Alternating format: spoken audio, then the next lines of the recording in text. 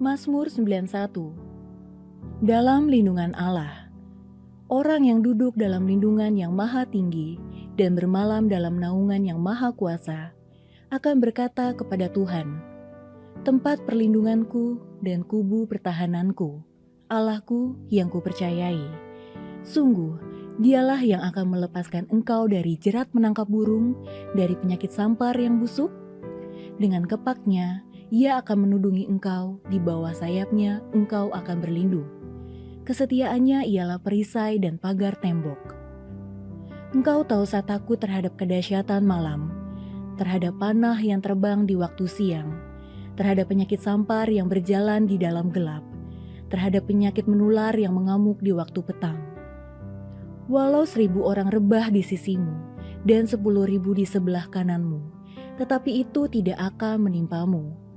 Engkau hanya menontonnya dengan matamu sendiri dan melihat pembalasan terhadap orang-orang fasik. Sebab Tuhan ialah tempat perlindunganmu, yang maha tinggi telah kau buat tempat perteduhanmu. Malapetaka tidak akan menimpa kamu, dan tulah tidak akan mendekat kepada kemahmu. Sebab malaikat-malaikatnya akan diperintahkannya kepadamu untuk menjaga engkau di segala jalanmu. Mereka akan menatang engkau di atas tangannya, supaya kakimu jangan terantuk kepada batu. Singa dan ular tedung akan kau langkahi, engkau akan menginjak anak singa dan ular naga. Sungguh hatinya melekat kepadaku, maka aku akan meluputkannya, aku akan membentenginya, sebab ia mengenal namaku. Bila ia berseru kepadaku, aku akan menjawab, aku akan menyertai dia dalam kesesakan. Aku akan meluputkannya dan memuliakannya. Dengan panjang umur akan kukenyangkan dia, dan akan kuperlihatkan kepadanya keselamatan daripadaku. Shalom saudara yang dikasihi Tuhan. Mari sama-sama kita perkatakan apa yang dimaksud dengan Pentakosta ketiga. Pentakosta ketiga adalah pencurahan Roh Kudus yang dahsyat di zaman ini, melebihi yang terjadi di Asusastri. Pentakosta ketiga akan mengakibatkan penuaian jiwa yang terbesar dan yang terakhir sebelum Tuhan Yesus datang kembali. Pentakosta ketiga akan membangkitkan generasi Yeremia, yaitu anak-anak muda yang dipenuhi Roh Kudus, cinta mati-matian kepada Tuhan Yesus, tidak kompromi terhadap dosa, dan akan bergerak untuk memenangkan jiwa. Pentakosta ketiga lahir di Indonesia dan bergerak ke bangsa-bangsa. Gerakan ini dari timur ke barat dan akan kembali ke Yerusalem.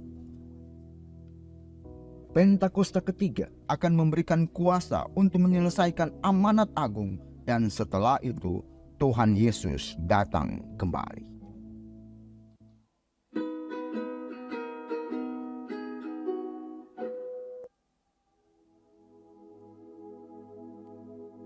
Shalom saudara terkasih, hari ini kita akan membahas hal yang sangat relevan di dalam kehidupan generasi anak-anak muda. Dan tentunya juga memberikan kekuatan kepada setiap kita yang mendengar. Di tengah dunia yang serba cepat perubahannya, akibat yang ditimbulkan adalah ketidakpastian akan masa depan dan adanya perasaan fear of missing out atau FOMO. Inilah yang seringkali saya tanyakan pada diri saya sendiri sebagai anak muda. Nanti ke depannya bagaimana ya hidup saya? Apakah akan berjalan baik? Apakah saya bisa memenuhi kebutuhan sehari-hari? FOMO ini adalah perasaan gengsi atau merasa kurang update dengan kejadian-kejadian yang berubah setiap hari. Bagaimana kita bisa lepas dari perasaan-perasaan ini dan mengalami kemenangan di dalam kehidupan? Dalam edisi Voice of Pentecost kali ini, kita akan membahas tentang dalam Yesus ada kepastian. Di dalam Alkitab, kita menemukan banyak tokoh-tokoh yang juga mengalami masalah dan tantangan dalam usia muda mereka. Kali ini, tokoh yang akan kita bahas adalah Yusuf. Saudara, coba bayangkan, sedari muda Yusuf mengalami penolakan dari saudara-saudaranya. Dia dibenci begitu rupa sampai dijual menjadi budak oleh saudaranya sendiri. Dia harus berusaha keras bertahan hidup di tanah asing. Sesudah dipercaya menjadi kepala rumah oleh Potifar, dia difitnah dan harus masuk penjara bertahun-tahun sebelum janji Tuhan digenapi dalam hidupnya. Lalu, apa yang bisa kita pelajari dari kehidupan Yusuf? hal yang dapat kita pelajari adalah orang yang hidup benar, langkah hidupnya ditetapkan oleh Tuhan. Hal ini dituliskan dalam Mazmur 37 ayat 23. Bagaimana Yusuf tidak meninggalkan iman percayanya kepada Tuhan. Dia terus memiliki hubungan yang dekat dengan Tuhan. Di situ Yusuf menemukan kekuatan untuk bertahan dan terus percaya kepada janji-janji Tuhan. Dari sini dapat kita lihat bahwa orang yang hidupnya benar akan terus diproses oleh Tuhan agar siap menjalani panggilan hidup yang telah ditetapkan Tuhan. Selanjutnya, yang dapat kita pelajari bahwa Yusuf bisa saja khawatir dan ketakutan akan masa depannya. Tetapi Yusuf mengerti Allah lah yang membuat segalanya menjadi baik. Saudara, kalau saya jadi Yusuf, saya bisa menjadi stres hingga depresi. Bagaimana tidak? Dari kecil sudah dibuang oleh saudara sendiri, menjadi budak di tanah asing, lalu difitnah dan dipenjara. Di kacamata manusia, masa depan Yusuf itu suram dan tidak ada harapan lagi. Tetapi disitulah letak iman bekerja. Dalam Roma 4 ayat 18a berkata, sebab sekalipun tidak ada dasar untuk berharap, namun Abraham berharap juga dan percaya.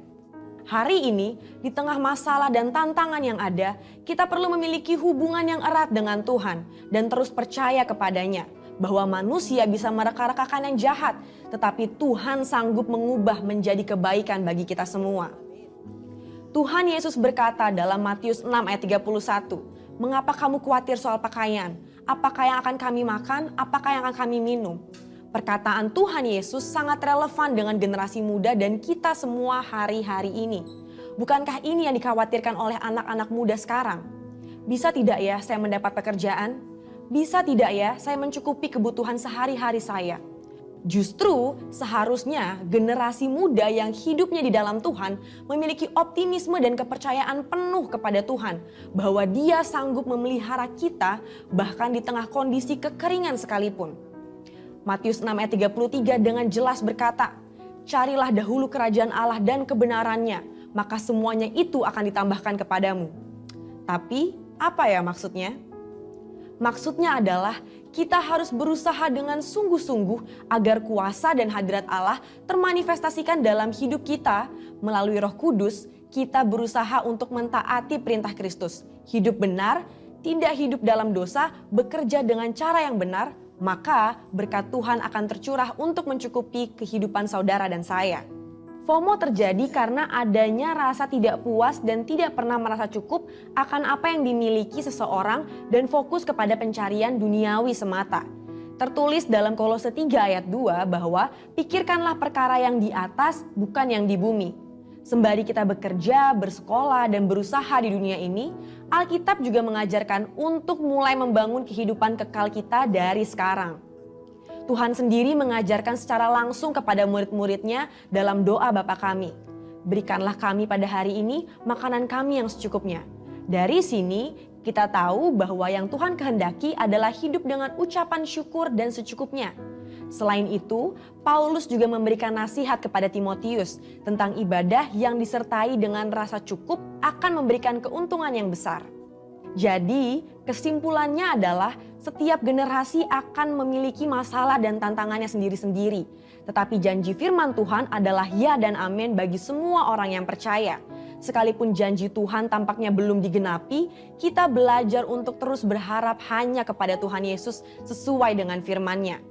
Di dalam Tuhan Yesus ada kepastian mengenai masa depan kita di tengah dunia yang serba tidak pasti. Bagian kita adalah berpegang terus pada firman yang Tuhan perintahkan. Saudara, untuk penjelasan lengkapnya dari tim teologi kami, silahkan klik link yang ada di atas atau scan QR Code yang tersedia. Tuhan Yesus memberkati.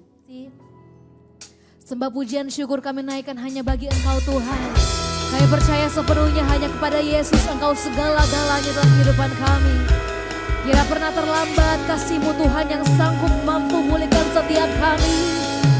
Kami sembah, kami sembah.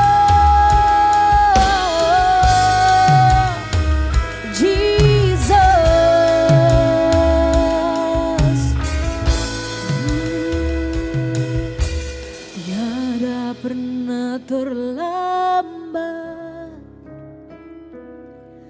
pertolongan-Mu Tuhan. Walau seperti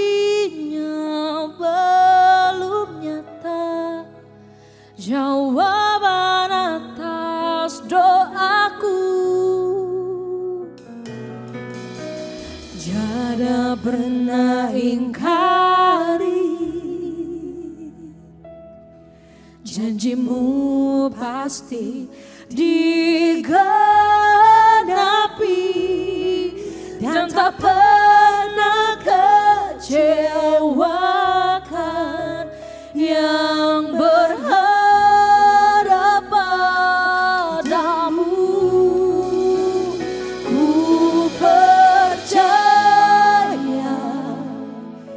Ku percaya hanya kepadamu, Yesus yang selalu ku andalkan di setiap nafas dan langkah hidupku. Dan ku percayakan masa depanmu, hanya pada Yesus ku serahkan segenap hidupku dalam tangan-Mu. Dengan kemuliaan buat Tuhan kita yang luar biasa, sembah pujian. Tiada pernah ingkari, mari sama-sama nyatakan. Tiada pernah ingkari janji-Mu Tuhan, janji-Mu pasti digenapi, dan tak pernah kecewakan yang berharap pada. Mari sama-sama katakan, ku percaya,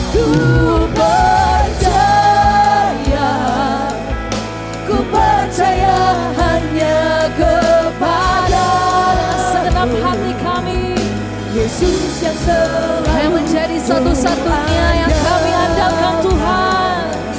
Di setiap nafas dan langkah hidupku, dan ku percayakan masa depanku, hanya pada Yesus ku serahkan segenap hidupku dalam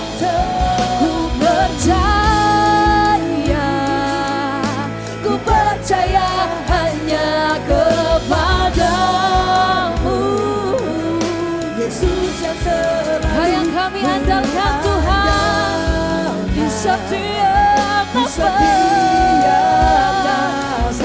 dan langkah hidupku,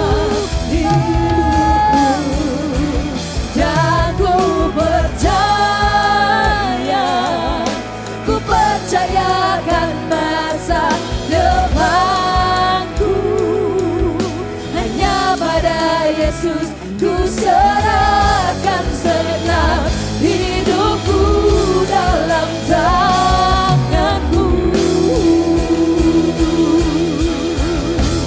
Segenap hati kami, oh Tuhan yang kami andalkan, oh Tuhan yang kami percaya, satu-satunya. Terima kasih Tuhan. Mari nyatakan bersama.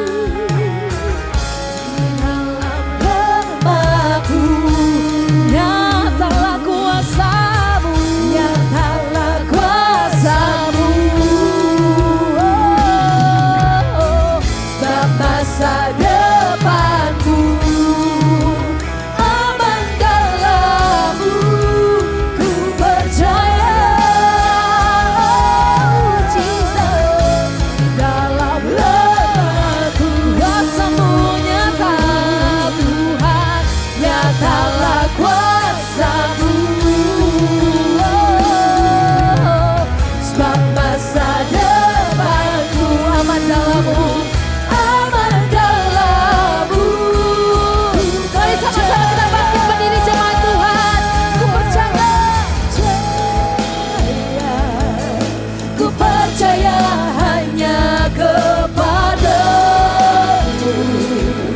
Yesus yang selalu ku andalkan di setiap nafas dan langkah hidupku.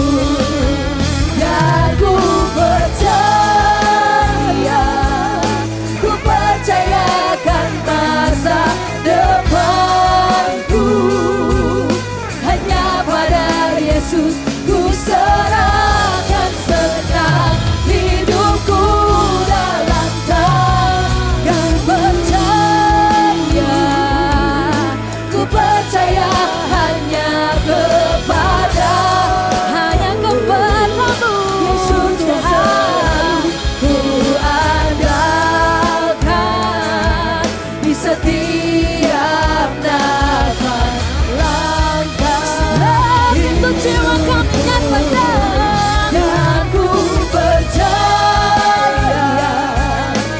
percayakan masa depanku hanya pada Yesus. Ku serahkan segenap hidupku dalam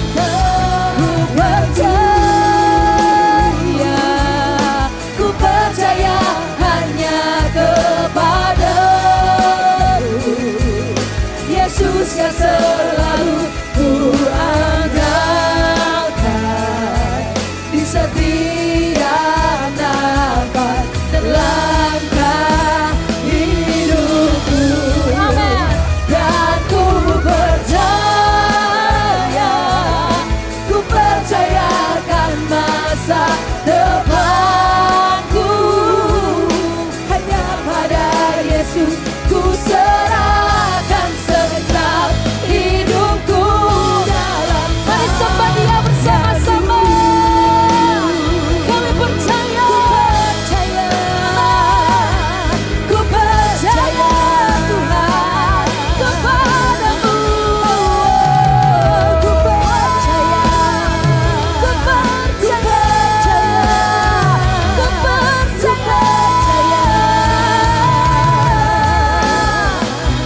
Sembah,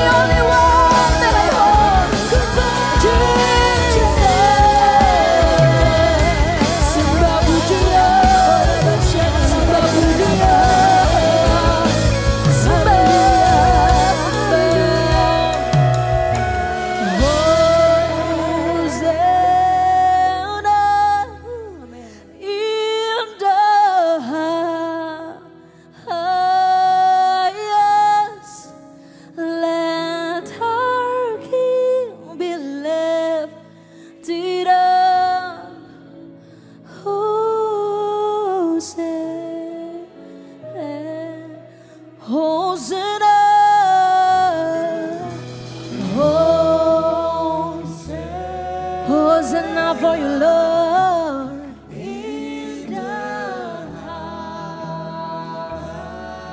So let our King be lifted up. Let our King lifted up. Hosanna.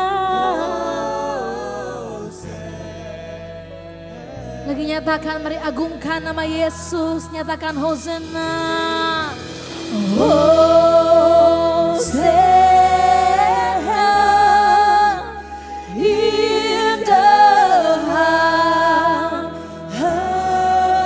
Let our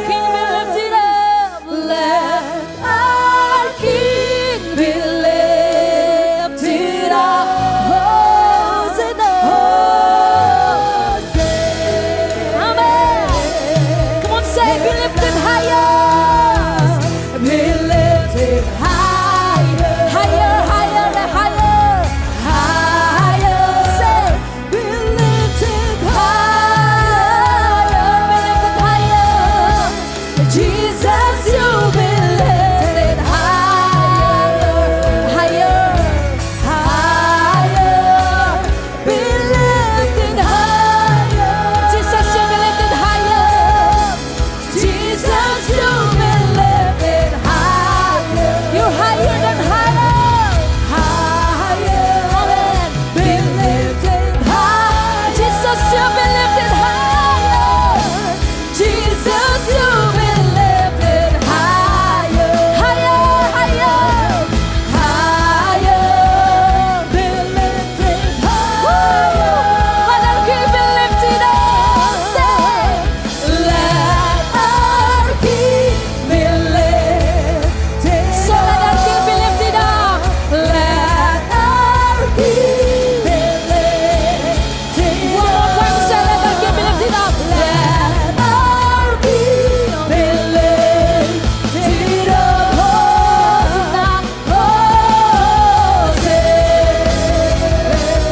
Mari katakan bersama-sama. Hosanna in the highest. So let our King be lifted up. Let our King be lifted up. Hosanna. Mari sama-sama katakan Hosanna terusah. In the highest, in the highest. Let our King be lifted up. Oh my God. Let our King be lifted up.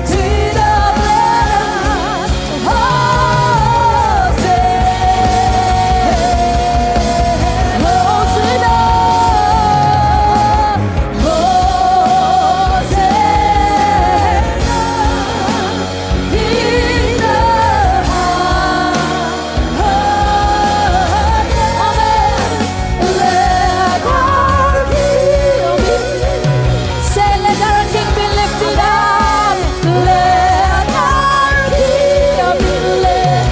Yes. One more time, say, let our King be lifted up. Hosanna,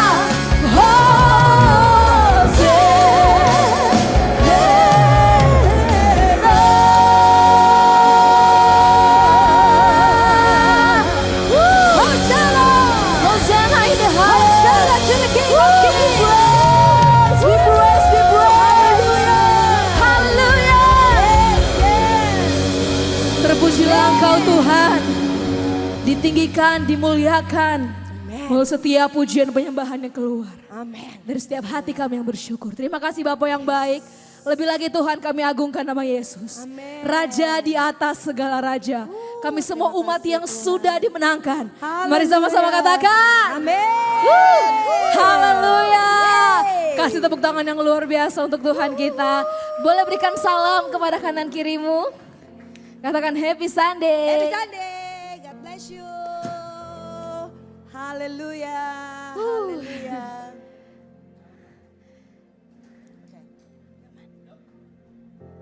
Mari sama-sama naikkan sembah pujian.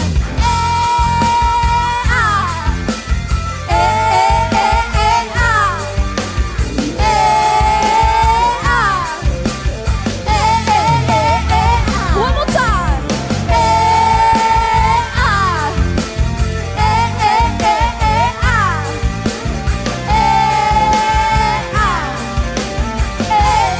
Mari nyatakan bersama.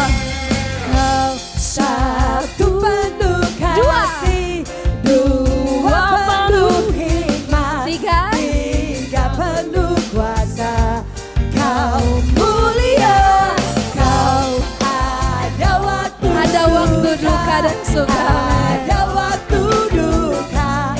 Kau setia dan selalu bersama. Come on, say.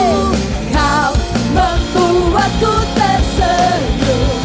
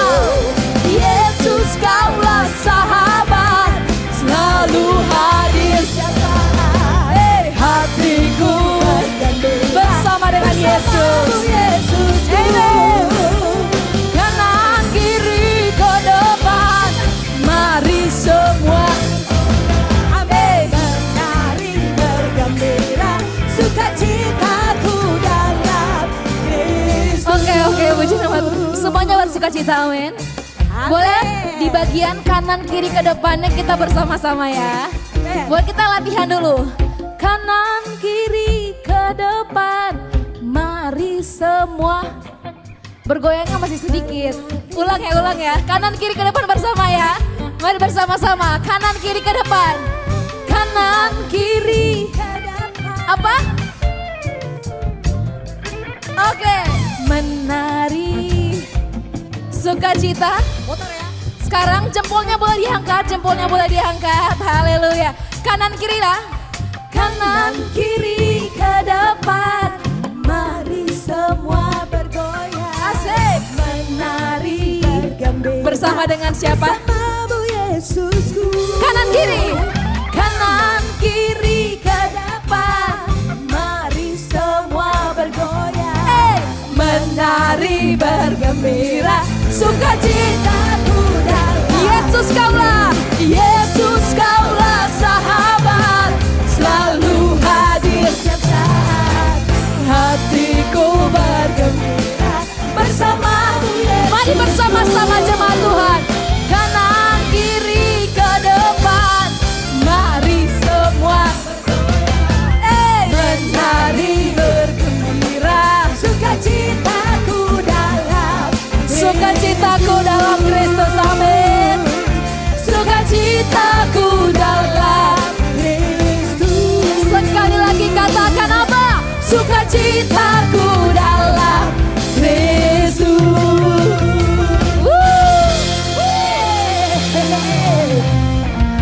Tepuk tangannya lebih luar biasa lagi. Boleh lihat tangan-tangan yang bersukacita. Amin. Firman Tuhan katakan orang yang bersukacita kelihatan dari mukanya. Amin. Dia akan tersenyum, bahkan tertawa.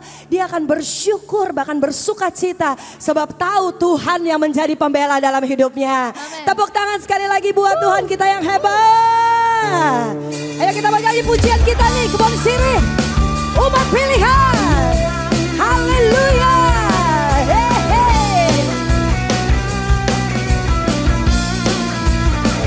Masih ingat lagunya ya? Nyanyi yuk sama-sama ya. Hey, amin.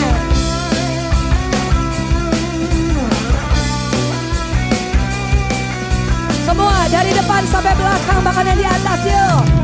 Kita nyanyi sama-sama yuk. Haleluya. 1, 2, 3, go. Peperangan kita bukanlah melawan darah dan daging. Namun penguasa di udara, umat pilihannya, pakailah selengkap senjata Allah. Ayo umat Tuhan, dan kalahkan musuh. Berjaga dalam doa, bersatu dalam iman, bagi semua yang percaya di dalam nama yang bisa lompat sama-sama semua. Mari bangkit sekarang, umat pemenang. Galak-galak musuh di dalam namanya, dan bersinarlah terang. Sorak semuanya, semua yang bernafas padaku. Siapa dia? Yesus Kristus Tuhan. Ayo bersorak-sorai bagi Tuhan. Peperangan kita bukanlah melawan darah dan daging. Yes Lord. Namun penguasa di udara, umat pilihannya, pakailah selengkap senjata Allah. Ayo sama-sama ya, lompat lagi yuk. Dan kalahkan musuh, berjaga dalam doa, satu dalam iman, bagi semua yang percaya di dalam namanya. Ayo bangkit.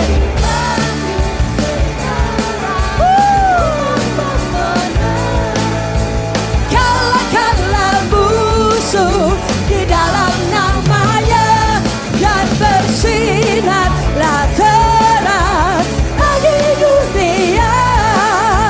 Semua yang bernafas padaku,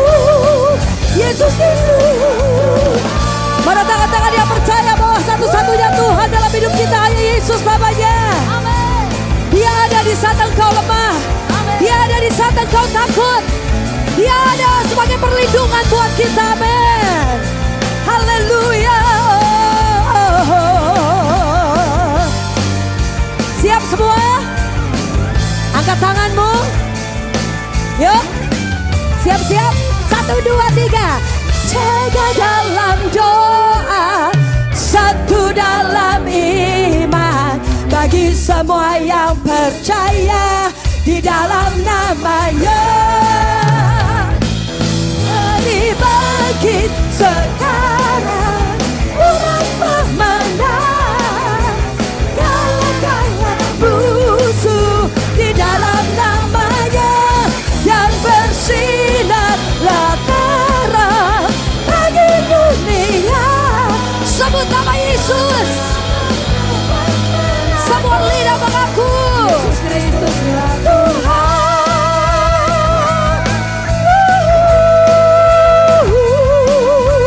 Semua yang bernafas padaku, Yesus Kristuslah Tuhan.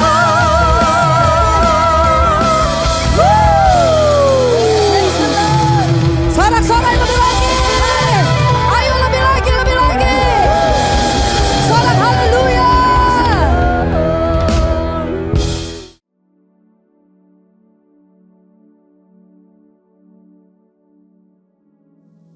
Shalom semuanya. Waktu berjalan begitu cepat. Dengan tidak terasa kita memasuki hari pertama tahun 2026. Tema tahun 2026 adalah tahun amanat agung. The Year of Great Commission. Ayat emasnya diambil dari Matius 28 ayat 18 sampai dengan 20 dan Matius 24 ayat 14. Kita baru saja meninggalkan tahun 2025. Tahun penuaian. The Year of Harvest. Tahun 2025 juga tahun yang sukar, sulit, peperangan, bencana alam, ketidakpastian, krisis ekonomi yang semakin intens. Meskipun demikian, memasuki tahun 2026 kita harus berani berkata bahwa tahun 2026 akan lebih baik dibanding tahun 2025. Yang percaya katakan amin.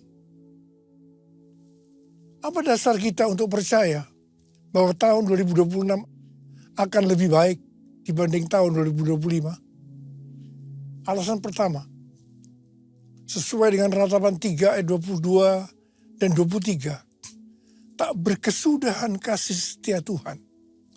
Tak habis-habisnya rahmat-Nya. Selalu baru tiap pagi. Besar kesetiaanmu. Kita harus percaya bahwa kasih setia Tuhan selalu baru tiap pagi. Selalu baru tiap minggu. Selalu baru tiap bulan. Dan selalu baru tiap tahun. Haleluya. Alasan kedua, sesuai dengan Ratapan 3 ayat 24 yang berkata, Tuhan adalah bagianku atau jiwaku. Oleh sebab itu aku berharap kepadanya. Jadi kalau kita berharap kepada Tuhan, maka kita akan berani berkata bahwa tahun 2026 akan lebih baik dari tahun 2025. Haleluya. Orang yang berharap Tuhan diperbarui kuatnya, terbang naik dengan saya Raja Wali, berlari tiada penat, berjalan tiada lelah, ajarku harap Kau Tuhan. Berlari tiada penat, berjalan tiada lelah, ajarku harap Kau Tuhan.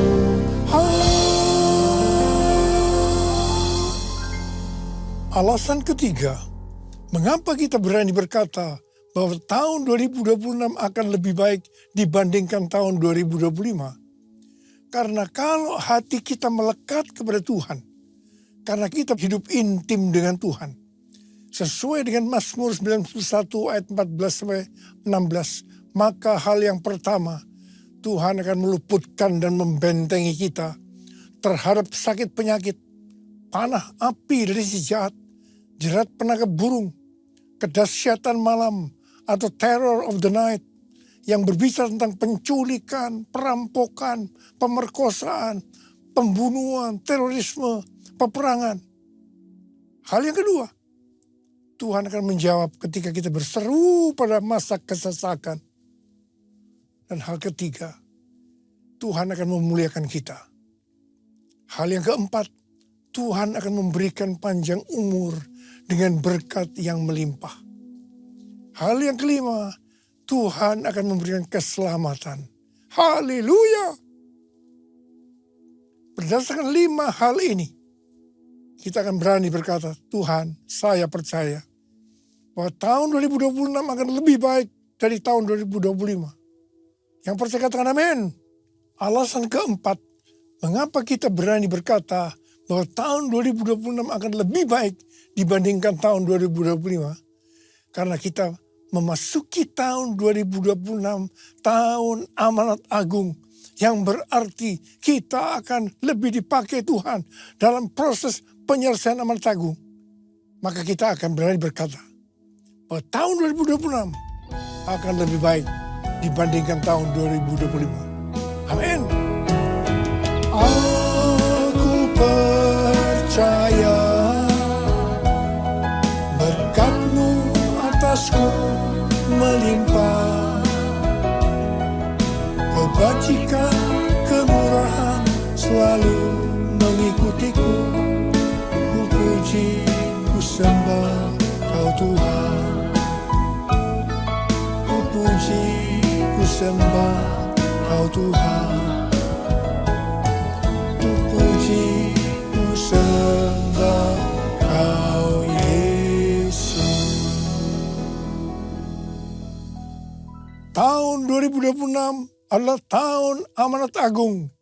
The year of the Great Commission. Istilah amanat agung dipopulerkan oleh Hudson Taylor, seorang misionaris ke daratan Cina pada abad ke-19. Hudson Taylor terkenal dengan kutipannya, amanat agung bukanlah sebuah pilihan untuk dipertimbangkan, melainkan sebuah perintah untuk ditaati. Yang dimaksud dengan amanat bukanlah sekedar perintah, tetapi satu perintah pengutusan yang diperlengkapi dengan kuasa dan otoritas ilahi. Sesuai dengan perkataan Yesus dalam Matius 28 ayat 18 dan 19. Kepadaku telah diberikan segala kuasa di sorga dan di bumi. Karena itu pergilah, jadikanlah semua bangsa muridku. Setiap kali kita berbicara tentang amanat agung, maka kita diingatkan tentang tahun 2033. Sebenarnya ada apa dengan tahun 2033? Tahun 2033 adalah peringatan 2000 tahun Tuhan Yesus disalibkan, mati, bangkit, naik ke surga. Peringatan 2000 tahun pencurahan Roh Kudus yang berarti hari ulang tahun gereja yang ke-2000. Peringatan ke-2000 tahun dimulainya amanat agung. Tetapi beberapa tahun terakhir ini, Tuhan berbicara kepada gerejanya. Banyak organisasi-organisasi, aliran-aliran kekristenan yang mempunyai visi yang sama. Yaitu target penyelesaian amanat agung tahun 2033. Waktu Tuhan Yesus ditanya oleh murid-muridnya tentang tanda kedatangannya yang kedua kali dan tanda akhir zaman. Salah satunya Tuhan Yesus menjawab dalam Matius 24 ayat 14 yang berkata, dan Injil kerajaan ini akan diberitakan di seluruh dunia menjadi kesaksian bagi semua bangsa. Sesudah itu barulah tiba kesudahannya. Dengan perkataan lain, kalau amanat agung selesai, maka sesudah itu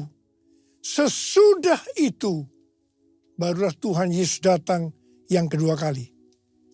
Kata sesudah itu tidak ada seorang pun yang tahu itu kapan. Bisa 1 hari, 1 minggu, 1 bulan, 1 tahun, atau beberapa tahun, yang jelas tidak akan lama. Mengapa? Sebab Tuhan Yesus berkata, aku datang segera. Jadi kalau Tuhan Yesus memberikan target penyelesaian amanat agung tahun 2033 bagi gerejanya, artinya tinggal 7 tahun lagi. Saya tidak berkata, sekali lagi, saya tidak berkata bahwa tahun 2033 Tuhan Yesus pasti datang. Ini tidak alkitabiah. Tapi kalau dikatakan tahun 2033 Tuhan Yesus bisa datang, ini alkitabiah. Karena kedatangannya bisa sewaktu-waktu. Saya mau mengajak kita semua agar semakin hidup intim dengan Tuhan. Banyak berdoa, memuji dan menyembah Tuhan. Dan terus berjaga-jaga. Saya akan ingatkan bahwa sesuai dengan Roma 8:29. Bahwa goal kita sebagai orang percaya adalah menjadi serupa dengan gambarnya. Artinya menjadi murid Kristus. Untuk bisa menjadi murid Kristus, kita harus melakukan seperti apa yang terdapat dalam 1 Yohanes 2 ayat 6 yang berkata, barang siapa mengatakan bahwa ia ada di dalam dia, ia wajib hidup sama seperti Kristus telah hidup. Kalau kita hidup sama seperti Kristus telah hidup, maka kita akan menjadi serupa dengan gambarnya. Artinya menjadi murid Kristus. Tugas utama dari murid Kristus adalah menjadikan semua bangsa murid Kristus. Artinya menyelesaikan amanat agung. Hal ini sesuai dengan Matius 28 ayat 18 sampai dengan 20. Tuhan, ini aku, jadikanlah ku alatmu untuk memberitakan Injilmu. Tuhan, ini aku, jadikanlah ku hamba-Mu untuk melakukan firman-Mu. Penuhi hidupku dengan Roh-Mu, agar ku jadi saksi-Mu. Pakailah hidupku dan urapilah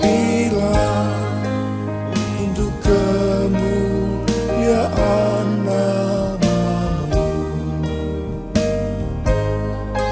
Untuk kemuliaan nama-Mu. Sebagai murid-murid yang menerima amanat agung dari Tuhan Yesus, kita harus belajar cara Yesus melakukannya. Sehingga kita bisa menjangkau dunia dalam 7 tahun ke depan sampai tahun 2033. General Assembly yang ke-14 dari World Evangelical Alliance di Korea Selatan tanggal 27 sampai 30 Oktober 2025 yang lalu. Temanya adalah The Gospel for Everyone by 2033. Sebuah visi global bahwa Injil akan dijangkau ke semua orang dan semua bangsa hingga tahun 2033. Di sini Rick Warren menyampaikan tentang metode Yesus untuk menyelesaikan amanat agung yang berlaku di mana saja dan kapan saja. Metode ini disingkat dengan peace. P, pass on the good news. Sampaikan kabar baik, Injil kepada orang lain. E, equip disciples. Perlengkapi para murid agar mereka bisa bertumbuh dan melayani. E, alleviate suffering. Ringankan penderitaan orang lain dengan menolong mereka. C, continually pray. Berdoa terus-menerus. E, establish new churches. dirikan gereja-gereja baru. Jadi ada 5 hal metode Yesus untuk menyelesaikan amanat agung. Yang pertama, sampaikan kabar baik, Injil kepada orang lain. Yang kedua, perlengkapi para murid agar mereka bisa bertumbuh dan melayani. 3, ringankan penderitaan orang lain dengan menolong mereka. 4, berdoa terus-menerus. Dan yang kelima, dirikan gereja-gereja baru. Perlu digarisbawahi bahwa kita harus melakukan semuanya ini seperti Tuhan Yesus melakukannya, agar amanat agung selesai. Supaya kita bisa melakukan seperti Yesus melakukan, sehingga amanat agung selesai, maka kita harus memiliki sifat atau karakter yang benar sebagai murid Kristus. Alkitab memaparkan karakter ini dalam 4 gambaran, yaitu anak kecil, prajurit, olahragawan, dan petani. Yang pertama, untuk bisa menyelesaikan amanat agung diperlukan karakter seperti anak kecil.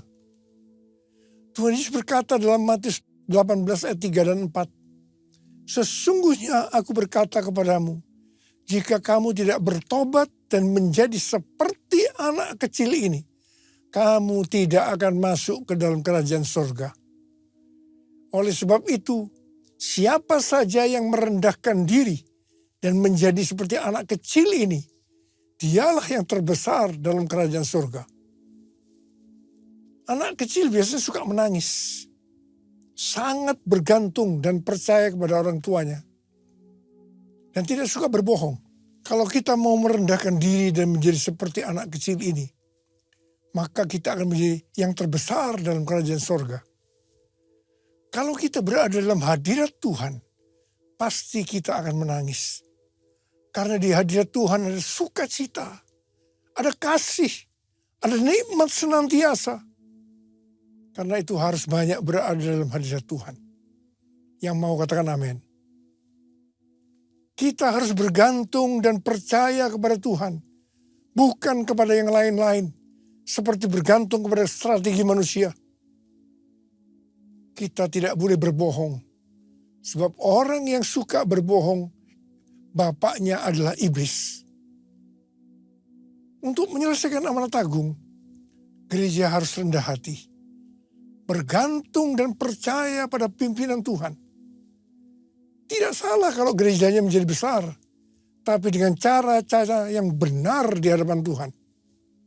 Banyak berdoa, memuji dan menyembah Tuhan, agar makin peka terhadap tuntunan Tuhan. Gereja Tuhan harus berkolaborasi, karena itu gereja harus rendah hati. Yesus, ku sembahkan, sujud di hadapan-Mu, keinginan dalam hidupku hanya untuk menyembah-Mu.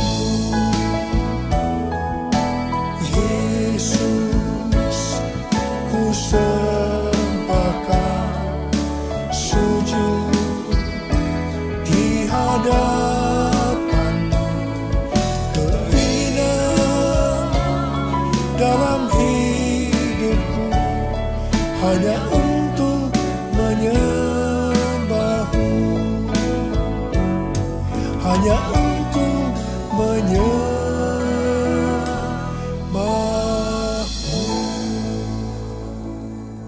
Yang kedua, untuk menyelesaikan amanat agung diperlukan karakter prajurit.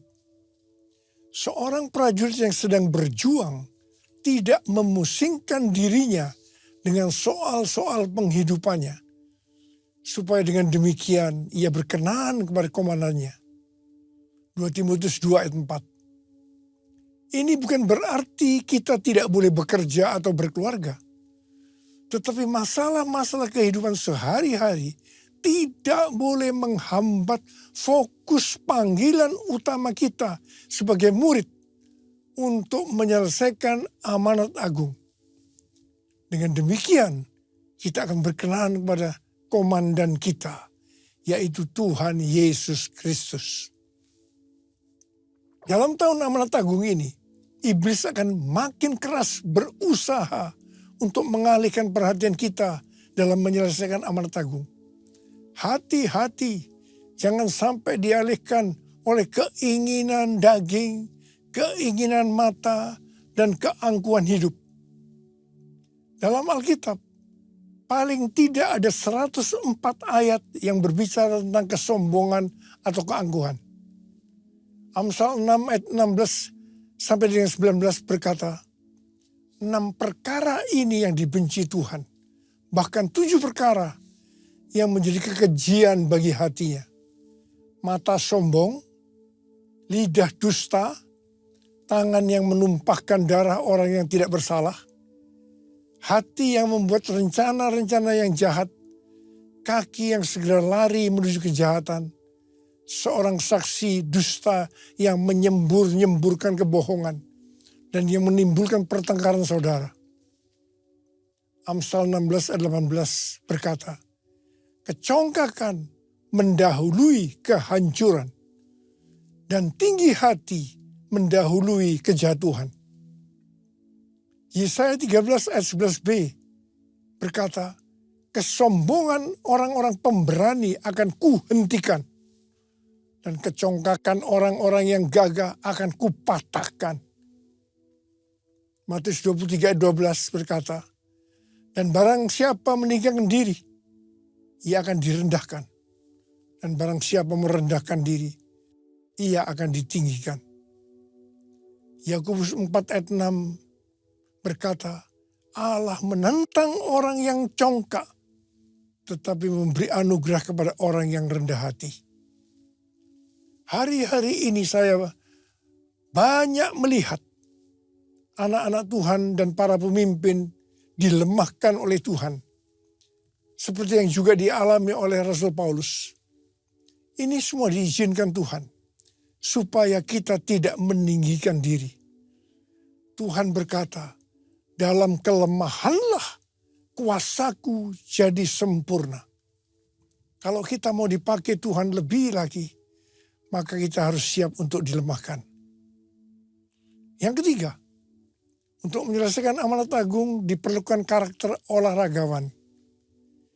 Seorang olahragawan hanya dapat memperoleh mahkota sebagai juara apabila ia bertanding menurut peraturan-peraturan olahraga. Supaya bisa menurut peraturan-peraturan olahraga, Rasul Paulus berkata dalam 1 Korintus 9 ayat 26 dan 27 sebagai berikut.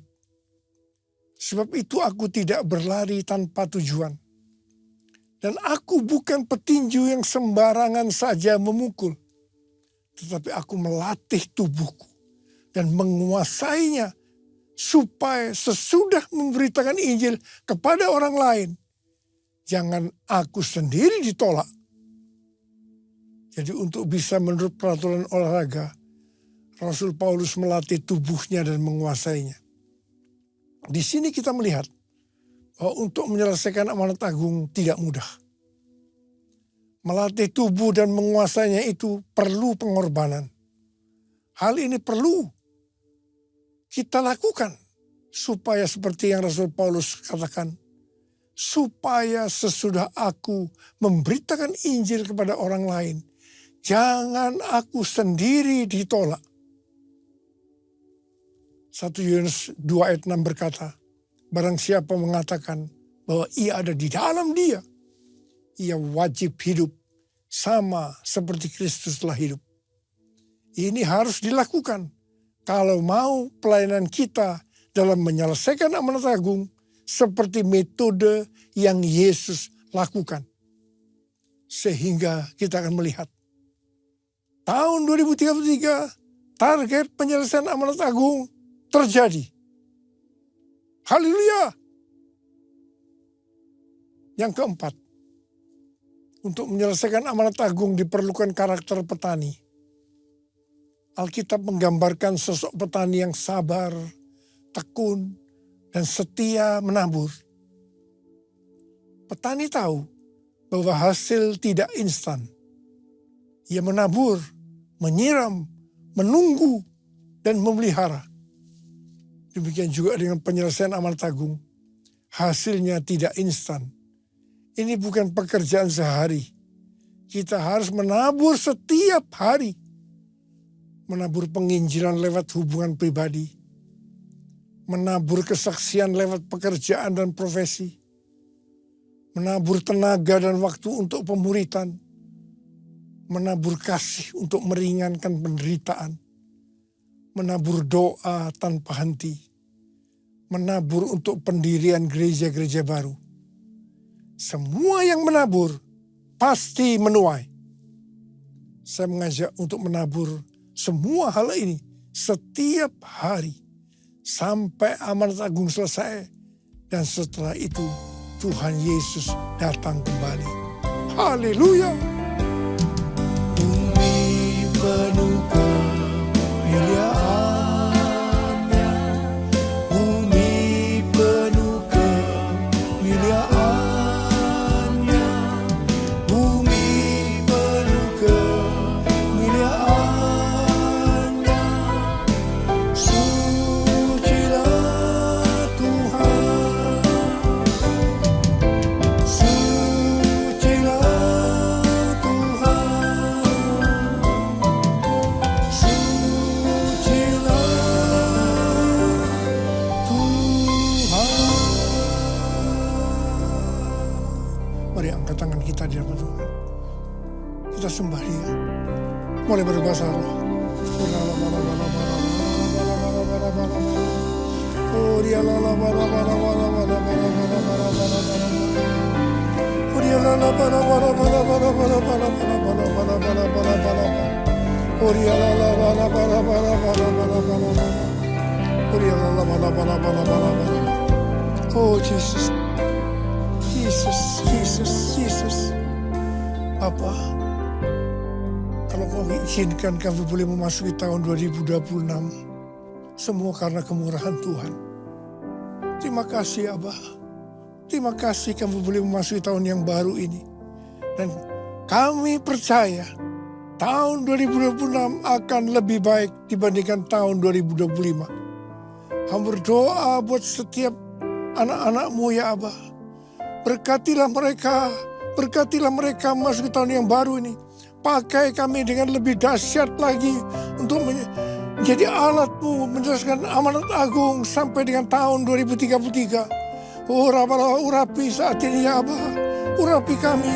Terima pengurapan Tuhan. Terima.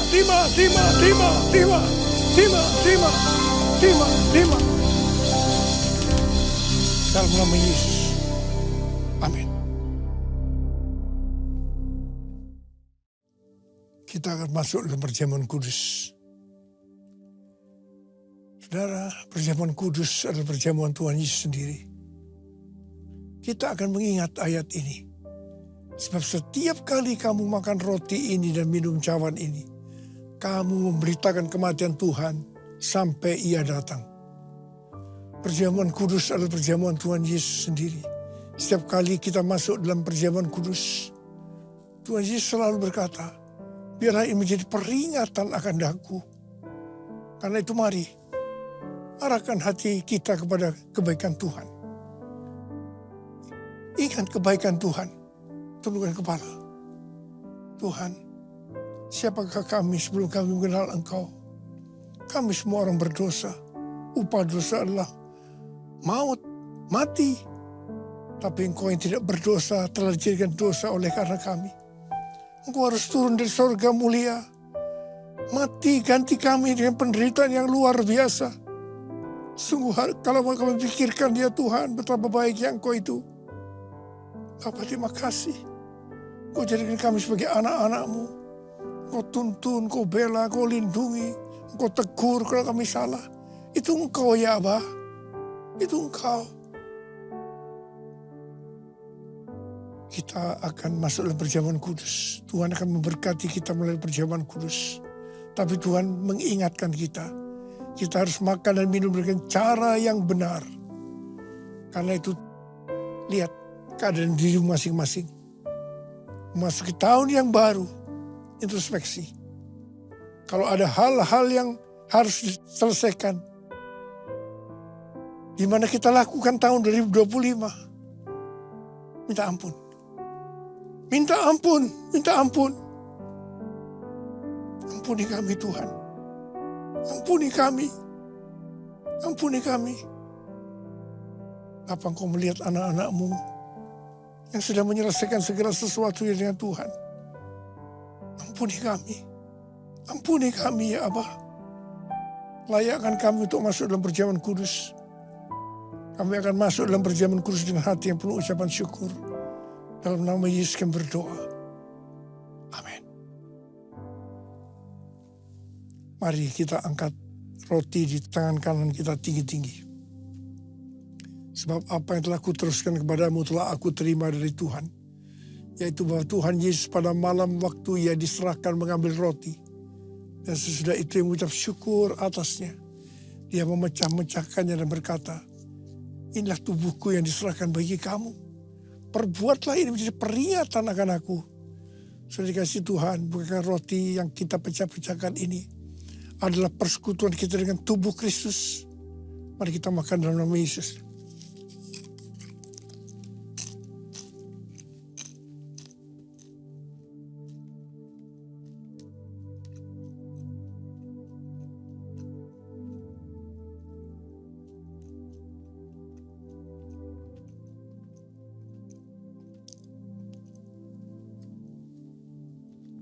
Angkat cawan di tangan kanan kita tinggi-tinggi.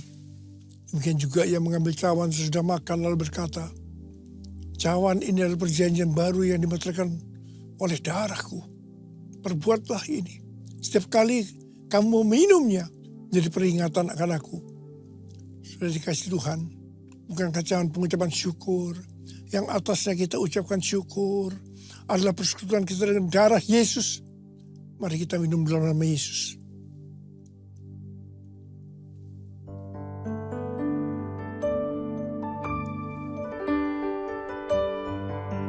Ucapkan syukur dan terima kasih. Dengan suara jangan diam. Tuhan, terima kasih ya Tuhan. Terima kasih ya Tuhan, terima kasih. Terima kasih ya Tuhan, makasih ya Tuhan. Ya Tuhan, Tuhan terima kasih. Ora laba. Ya laba. Bapa terima kasih. Terima kasih. Saat ini kau sudah menyembuhkan yang sakit. Kau sudah membebaskan yang terikat. Kau menghibur yang susah. Kau menguatkan yang lemah. Kau memberikan pengharapan yang baru buat anak-anakmu. Memasuki tahun 2026. Tuhan terima kasih. Terima kasih, terima kasih, ucapkan terima kasih, terima kasih. Terima kasih, Yesusku, terima kasih, Yesusku. Puji syukur hanya bagi Tuhanku. Terima kasih, Yesusku, terima kasih, Yesusku. Puji syukur hanya bagi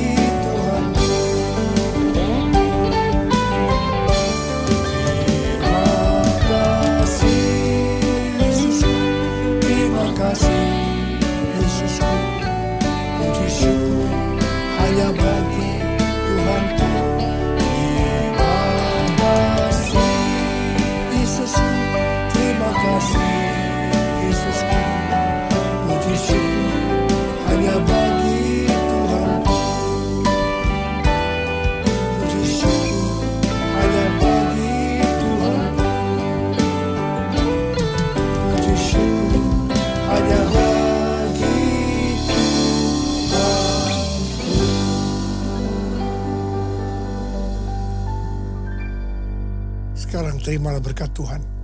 Kasih karunia yang berlimpah-limpah daripada Allah Bapa dalam anak yang tunggal Yesus Kristus.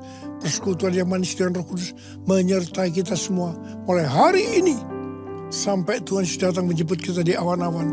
Dan bahkan sampai selama-lamanya. Yang percaya bersama-sama katakan amin.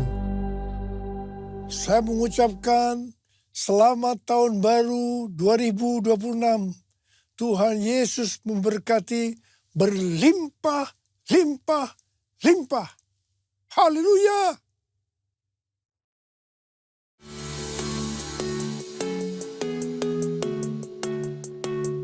Selamat datang dan senang menyambut kembali Bapak, Ibu, Saudara-saudari di ibadah onsite GBI Kebon Siri pada hari ini. Ibadah minggu depan pada hari Minggu tanggal 4 Januari 2026. Ibadah akan dimulai pukul 10 pagi. Pesan firman Tuhan akan disampaikan oleh Pastor Jason Ong. Tuhan pilih Daud, bukan yang paling hebat, tapi hatinya lekat, setia dan taat. Aku pun mau seperti dia, percaya Tuhan, seumur hidup setia. Shalom Kids, Mom and Dad, Happy New Year semua. Jangan lupa gabung ke Kids ya. Januari ini Kids akan belajar tentang Daud sepanjang bulan.